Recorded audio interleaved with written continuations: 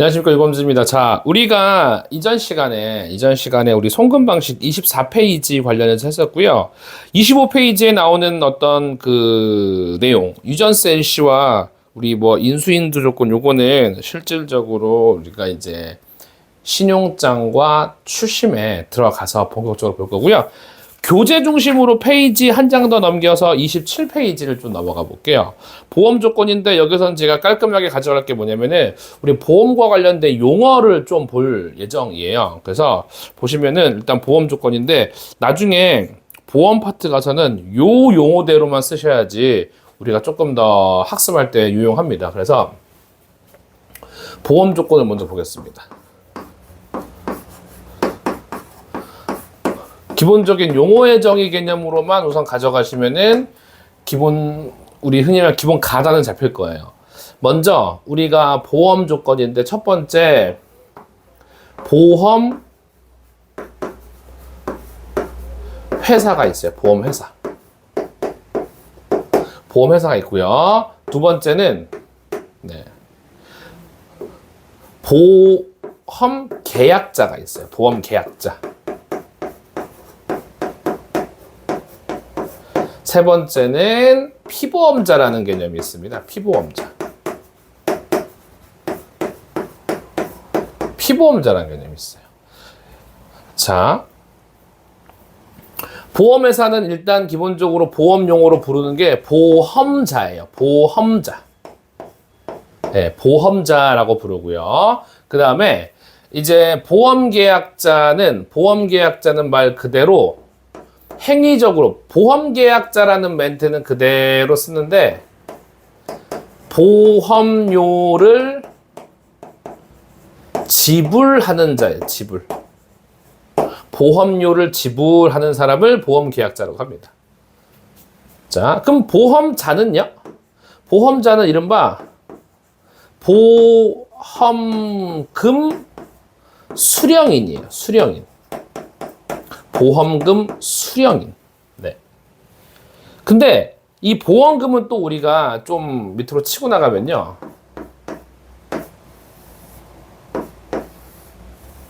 보험금은 말 그대로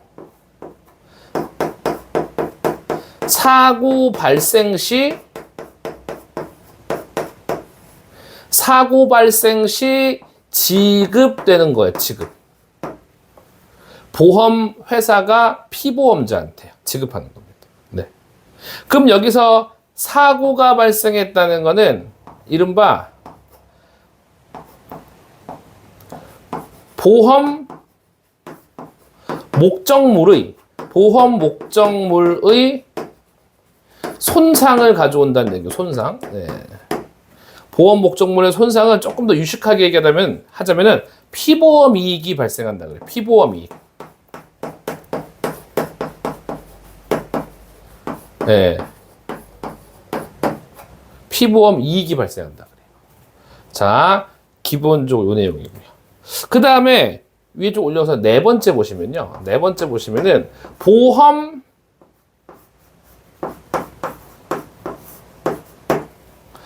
가액이 있어요. 보험 가액. 요거 보험 가액을 조금 4번 요 밑에 써가지고 다른 거 먼저 할게요. 보험 금액이라는 게 있습니다. 보험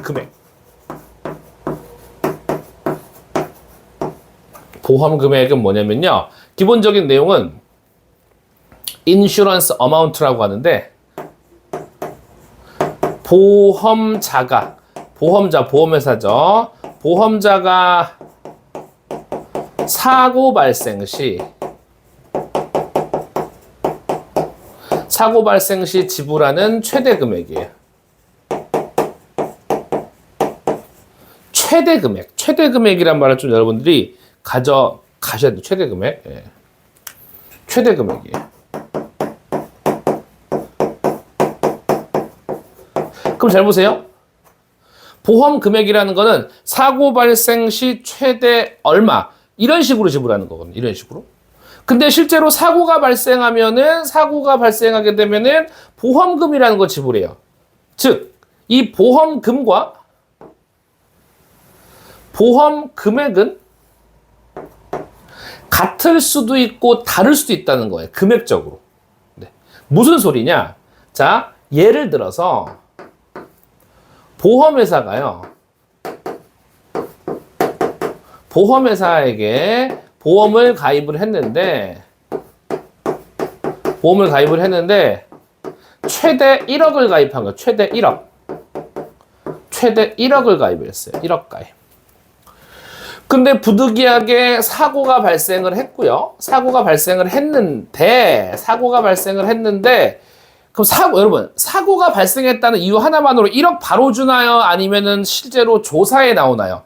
조사에 착수하죠. 사고의 정도가 어떻게 됐고 사고의 원인이 뭔지를 조사를 착수해서 실제로 보험사고로 내가 내 차를 때려부술 수도 있는 거잖아요. 그런 걸 조사하는 겁니다. 근데 실제로 이 사고 발생한 부분에 대해서 조사를 실시하니까 실제로 사고 나서 최도 물어주는 금액의 비례적으로 한 50% 정도가 사고로 판명이 난 거예요. 그러니까 완전히 부셔진 건 아니라는 겁니다. 완파가 아니라는 거예요. 그러면은 실제로 최대 1억을 준다는 얘기는 여기서 규정하는 완전히 완파됐을 때인데 지금 50%가 사고가 났다는 거는 실제로 보험금이 얼마가 그럼 지불된다는 거예요? 실제로 요거 기준이라면요 5천만 원이 지불되겠죠? 5천만 원. 근데 여러분 5천만 원은 보험 금액이 아니라 보험금이라는 거예요. 근데 만약에 사고가 진짜 1억 원어치가 나올 만큼 다 완파됐어요. 그럼 1억 나와요. 그래서 제가 방금 드린 말씀이 보험금액과 실제로 수령하는 보험금은 같을 수도 있고 다를 수도 있다고 말씀드린 겁니다. 꼭 기억해 주세요. 네. 자, 그 다음에 보험 다섯 번째 보험 가액이 있어요. 보험 가액. 네. 보험 가액은 뭐냐면요. 이른바 우리 이 보험 목적물 있죠. 보험 목적물. 요 보험 목적물. 예, 보험 목적물. 즉 보험 목적물의 평가액이에요.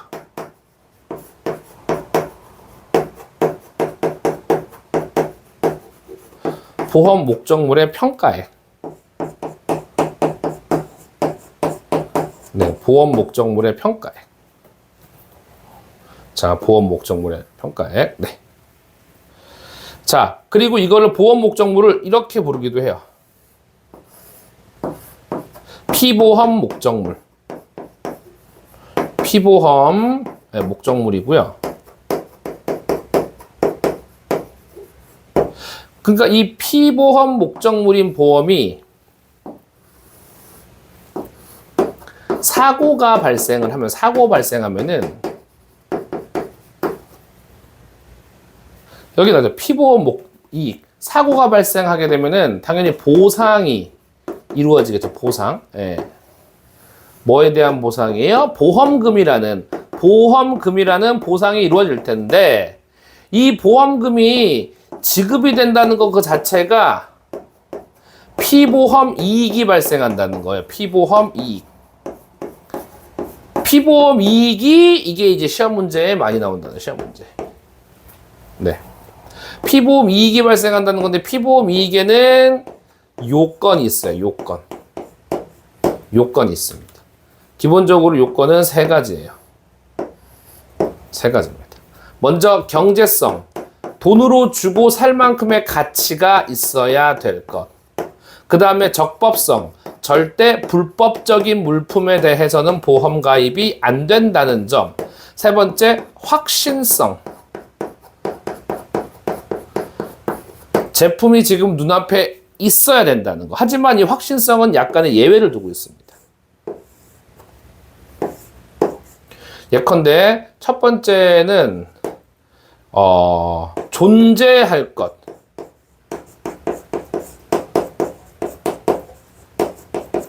또는 지금 만드는 중, 존재 예정일 것. 둘 다 된다는 겁니다. 존재 예정도 가능해요. 이 확신성에다가. 확실성. 이렇게 좀 기억해 주시면 될 것 같습니다. 네. 이렇게 가져가시면요. 네. 그래서 이렇게 진행하시면 되고요. 그래서 특히 피보험이 이게 시험 문제 곧잘 나오니까 가져가 주시면 될 것 같습니다. 그래서 이게 바로 27페이지 있는 내용이고요. 한 장 넘기시면은 28페이지 있는데 28페이지와 29페이지는 가볍게 읽어보시는데 29페이지는 제가 살짝 설명드린 거. 특히 피보험 이익 보시면은 피보험 목적물에 대해 보험 목적물에 대해 특정 경쟁 주체가 가지는 이해관계라고 합니다. 그래서 가볍게 한번 읽어봐 주시고요. 피보험 이익 요건에 적법성, 경제성, 그리고 이제 확정성, 확신. 확정이라고 조금 더 바꿀게요. 확신인데 뭐 확정성으로 갈게요, 여러분. 네. 확정성. 네, 이겁니다. 그래서 요거 챙겨주시면 될 것 같고요. 그럼 나머지 밑에 내용이라고 있는데 가볍게 한번 읽어보세요. 특히 4번은 뭐냐면요. 내용에 피보험 이익의 요건 중 내용에 선박에 만약에 보험을 가입을 했어요. 그런 선박이 데미지를 입거나 손상을 입게 되면은 선주 입장에서 그것이 피보험 이익이라는 것. 그 다음에 회상 적화. 그냥 적재된 화물이라는 뜻이죠. 여기서 만약에 데미지나 손상을 입으면은 화주에게 피보험 이익이 된다는 점. 이렇게 해석을 하시는 거거든요. 운임도 만약에 제가 지불을 했어요. 지불을 했는데 부득이하게 실제로 운임을 지불한 만큼 운송이 이루어지지 않았어요. 운송이 이루어지지 않았을 때 만약에 선불로 운임을 줬다면 그 운임을 보험 처리가 가능해서 돌려받을 수 있다. 왜냐? 제대로 된 서비스를 받지 못했기 때문에요. 후불 운임이라면은 아직 지불 안 했으니까 그냥 정당하게 이행하지 못한 선주가 그대로 피보험 이익을 갖는다. 뭐 가볍게요. 선비 크게 보실 거 없고요. 희망이익은 별표 하나 해주시고요. 인코텀즈라고 적어주세요. 인코텀즈 부분에서 CIF랑 CIP 진행할 때 희망이익, expected profit이라고 해서 요거 진행할 텐데 그때 좀 보도록 하겠습니다. 네. 그 다음에 한 장 넘겨보시면은 보험 가액과 보험 금액은 여기 설명드렸고요. 제가 교재에 적혀 있는 영어 단어는 한 번쯤은 눈으로 봐주시면 좋을 것 같습니다. 네. 그래서 이렇게 봐주시면 되고요. 나머지 밑에 거 딱히 제가 판서로 언급하지 않은 것들은 여러분들이 가져가실 건 없으세요. 네, 그 다음에 이제 우측에 포장과 화인인데 실질적으로 이런 것들은 제가 한번 여러분께 읽어보라고 말씀드린 이유가 뭐냐면은 굵직굵직하고 시험에 정말 많이 나오고 핵심적으로 중요한 거는 제대로 판서 정리해야 되는데 이런 거 그냥 눈으로 한번 읽으시고 그냥 문제 풀 때 나오면은 문제에서 이렇게 푸는구나 그렇게 진행하시면 되는 부분입니다. 이것까지 서브노트로 크게 만드실 필요는 냉정하게 없습니다. 페이지를 넘겨보겠습니다. 그래서 31, 32, 34 그렇게 그냥 가볍게 읽어만 보시고요. 35쪽에 우리 클레임과 분쟁 해결 조건이 있고요. 한 장 넘기면은 이제 우리 무역 클레임의 종류가 있죠. 그리고 분쟁 해결 방법이 있고요. 그런데 여기 클레임과 분쟁 해결 조건 35쪽 요거는 조금 볼게요. 네. 제가 판서로 정리한 것만 여러분들이 흔히 말하는 서브노트를 만드시는 게 저는 좋다고 봅니다. 개인적으로. 여러분 제가 영상을 틈새를 갖고 하나하나 찍긴 하는데 네, 8시간 수업을 하고 이제 뭐 개인적인 또 프리랜서 일들을 하면서 찍기가 쉽지 않습니다. 업로드가 조금 느린 점은 이해를 해주시기 바랍니다. 왜냐면 이제 또 이게 11월 대비로 이제 찍으시는 우리 구독자분들이 계실 텐데 일단 하던 걸 열심히 해주세요. 일단 하던 공부를 열심히 해주시고요. 제가 최대한 진짜 매일매일 올리려고 노력은 하고 있습니다. 근데 냉정히 말씀드리면 쉽진 않습니다. 예, 제가 왜냐면 찍고 편집하고 이 칠판 정리하고 그 다음에 이거 끝나면 또 이거 편집하고요. 그 다음에 또 개인적으로 준비하고 있는 프리랜서랑 시험 공부도 더 해야 되거든요. 현재 시간이 저녁 8시 정도 됐을 겁니다. 아까 집에 오자마자 저녁 먹고 바로 이제 에너지를 모아서 다시 섰는데 제가 올리다가 중단할 일은 없을 거예요. 근데 확실히 다는 올릴 겁니다. 다만 조금 느릴 수는 있다는 거 양해해 주세요. 자, 클레임과 분쟁 해결 조건인데 여러분 먼저 클레임이 있죠. 클레임이란 게 있습니다. 클레임이란 건 뭐 뻔하죠. 불만 따위를 청구하다. 이게 다예요. 근데 여러분, 이 불만이라는 게 여기서 굉장히 해석의 여지가 넓어요. 해석의 여지가. 뭐가 있느냐. 셀러 입장에서는 셀러는 대금 지급에 대해서 지급에 대해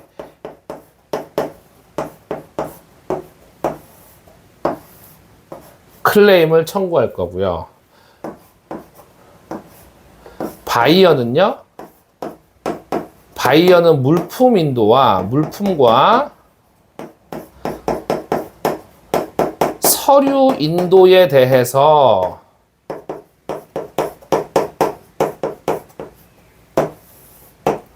클레임을 제기하겠죠. 일반적으로 이렇게죠. 일반적으로요. 네, 그렇습니다. 네. 그래서 이제 클레임의 의의 가볍게 한번 읽어보세요. 자, 근데 클레임의 배제 여기가 별표고요. 불가항력 조항과 저 아래 3번의 frustration 이거를 좀 보려고 합니다. 이게 상당히 우리 의미적으로 중요합니다. 자, 그 다음에 이제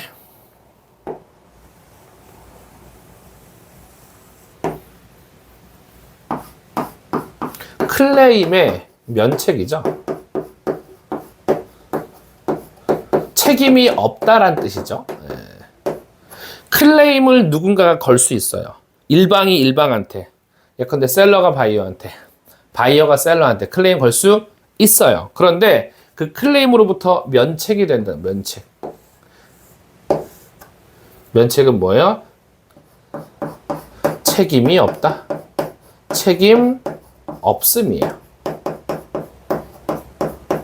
책임이 없음 이겁니다. 자, 첫 번째 면책이 되는 사유.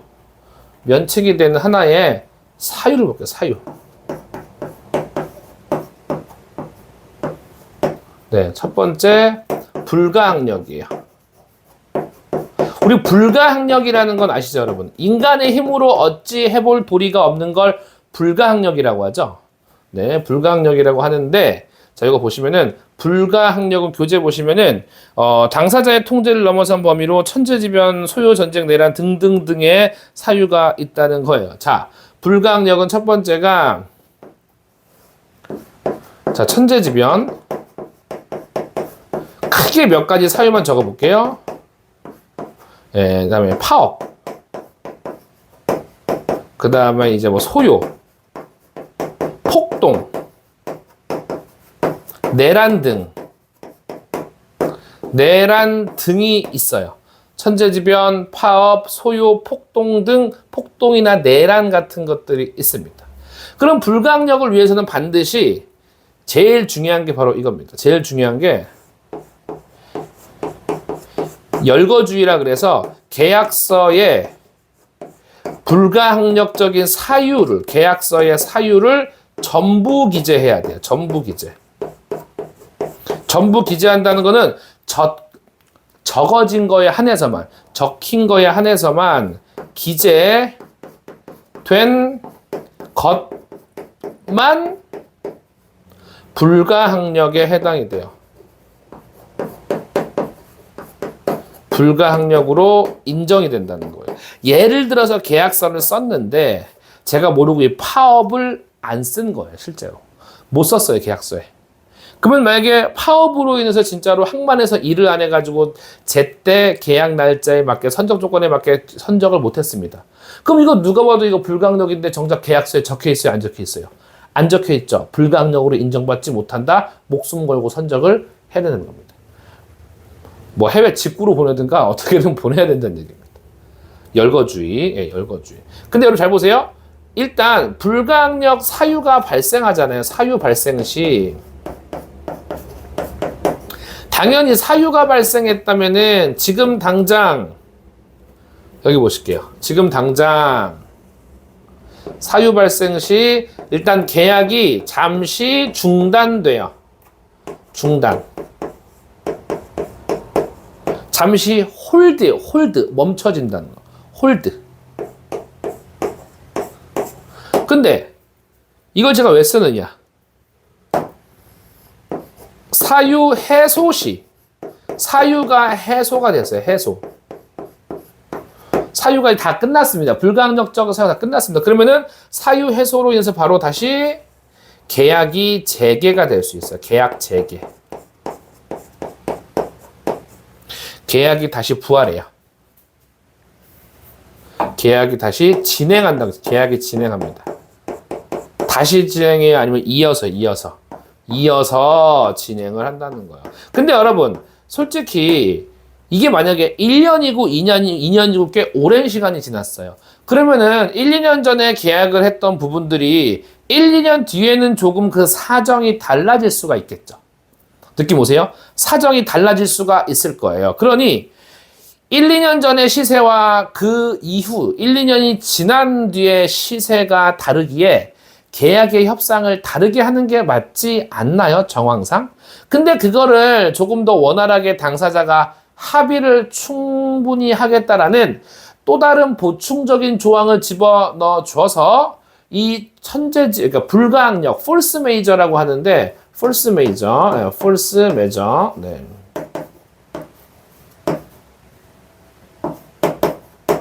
폴스 메이저, 이거 제가, 폴스 메이저, 잘 썼어요. 네. 순간적으로 이해하고 위치 헷갈려요. 네. 잘 쓴 겁니다. 하기 위해서 또 하나의 조항을 곁들인다는 거예요. 여기 보시면은 이제 불가항력 조항에는 나와 있지가 않아요. 하드십 클로즈라고 하는데요. 여기 폴스 메이저에 계약 진행할 때 여기 플러스 하겠습니다. 여기 계약 진행할 때 어떤 계약에 변동이 발생 시 죄송합니다.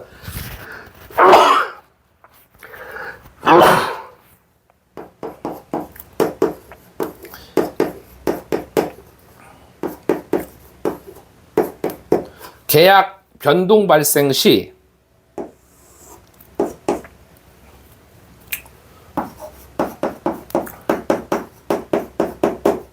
원활한 협의를 한다는 보충 조항을 집어넣어요. 합의에 따른 보충 조항. 이게 사정 이행 변경 조항이라고 해서 하드십 클로즈라 그래요. 사정 변경 조항으로 줄여서 말할게요. 사정 변경 조항.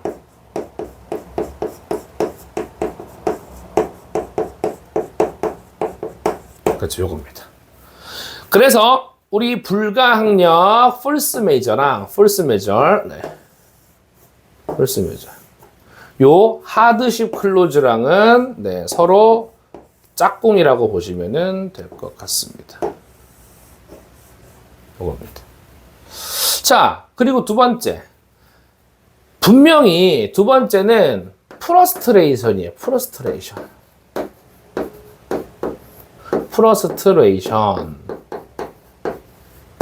이거는 제목은 계약의 좌절이라 그래요.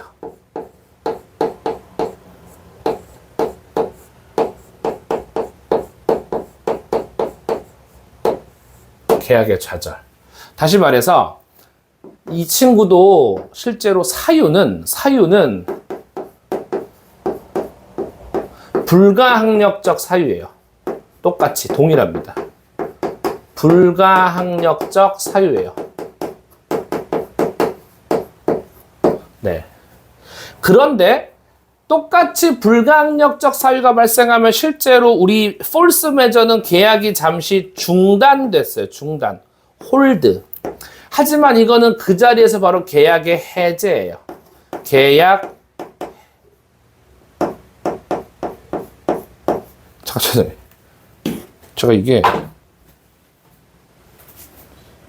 제가 이제는 맞춤법까지 지금 죄송합니다. 계약 해제. 아니 맞춤법을 틀리면은 제가 요새 한글 배우고 있어가지고 요새 지금 제가 한글 심화 과정 하고 있거든요. 그래서 한글 배우고 있어서 계약 해제가 됩니다. 말 그대로 파기가 된다는 거. 파기. 그대로 바로 끝. 그래서 무슨 좌절? 계약의 좌절이라고 부른다는 거예요. 즉 정리하겠습니다. 불가항력적 사유가 발생해서 계약이 완전히 절단나는 건 프러스트레이션. 계약에 불가항력적인 사유가 발생했을 때 계약을 잠시 잠정적인 중단을 하고 그 사유가 해소될 때까지 기다렸다가 다시 계약을 재개하는 거는 폴스 메이저. 끝. 이겁니다. 그래서 우리 하드십 클로즈가 굳이 프러스트레이션과 엮일 필요는 있다 없다? 없다는 거죠. 그래서 이 교재 보시면은 35쪽에 불가항력 조건 폴스 메저 1번 읽어보시면 되고요. 2번에 불가항력 조항의 설정이라고 해서 이것도 읽어보시면 되는데 프러스트레이션 계약의 좌절이라는 것은 두 번째 포인트, 즉 당사자의 사망, 목적물의 멸실, 후발적 위험, 사정의 본질적 변화 등 경우가 그 예라고 할 수 있으며 실질적으로 대부분 다 불가항력적 사유입니다. 그런데 이 프러스트레이션에 의해 계약은 자동적으로 뭐 된다? 소멸된다. 이 느낌만 가져가시면 될 것 같습니다. 밑에 불가항력과의 차이점 가볍게 한번 읽어보시고요. 제가 이렇게 서브노트 만들어드린 거 기본적으로 적어 주시고 그 다음에 이제 책은 한번 이런 거를 서브노트로 만들었구나 가볍게 읽어봐 주시면은 끝날 문제인 것 같습니다. 36쪽 페이지 넘어가 보시면은 무역 클레임의 종류라고 있죠. 상품에 대한 클레임, 포장에 관한 클레임, 선적에 관한 클레임, 4번의 마켓 클레임, 운송에 관한 클레임. 자, 마켓 클레임, 운송에 관한 클레임 가볍게 한번 읽어봐 주시면 될 것 같습니다. 그 다음에 이제 특히 마켓 클레임이 뭐냐면 우측의 문제로서 가져와서 확실하게 여러분들이 가져갈 수 있도록 챙겨왔습니다. 자, 실전 문제 보시면 37페이지입니다. 극히 경미한 손상으로 클레임을 제기하기는 무리가 있는 경우나 끊을게요. 별것도 아니란 얘기입니다. 이거 가지고 뭐 클레임을 걸어 라는 거거든요. 그렇거나 무역계약 성립 후 시세가 하락하여 아니 분명히 1,000원에 사가지고 2,000원에 팔려고 했는데 지금 시세 2,000원 하던 게 1,000원 한대요. 수입가랑 국내에서 팔고 있는 거랑 다를 게 없는 가격이에요. 그럼 이거 물건 받으면 안 되거든요. 받았다 하더라도 팔수록 마이너스거든요. 손해를 입을 것으로 예상되는 경우에 감가의 구실로 제기하는 클레임 어쩔 수 없이 사소한 걸 트집 잡아서라도 거는 클레임이 마켓 클레임입니다. 키워드가 뭐라고요? 시세 하락 이렇게만 기억해 주세요. 여기 부분은 기본 이제 흔히 말하는 기본 이제 우리 내용이기 때문에 가볍게 요 정도의 서브노트로만 끝내시면 되고요. 페이지 넘기시면 38페이지 우리 여기 중재 이거는 하나의 조항으로 해서 하나의 강의로 해서 쫙 나가야 됩니다. 분쟁 해결의 방법인데 이거 중요하고요. 중요합니다. 그리고 이제 그거 끝나면은 본격적으로 신용장 내용을 들어가는 게 맞는 것 같습니다. 네, 그렇게 하고요. 늘 죄송한 마음으로 촬영하고 있다는 거 꼭 알려주시고요. 절대 중도 포기는 없습니다. 중도 포기는 없으니까 그거 걱정하지 마시고요. 최대한 올리는 거는 꾸준함을 유지하도록 하겠습니다. 여러분 고맙습니다.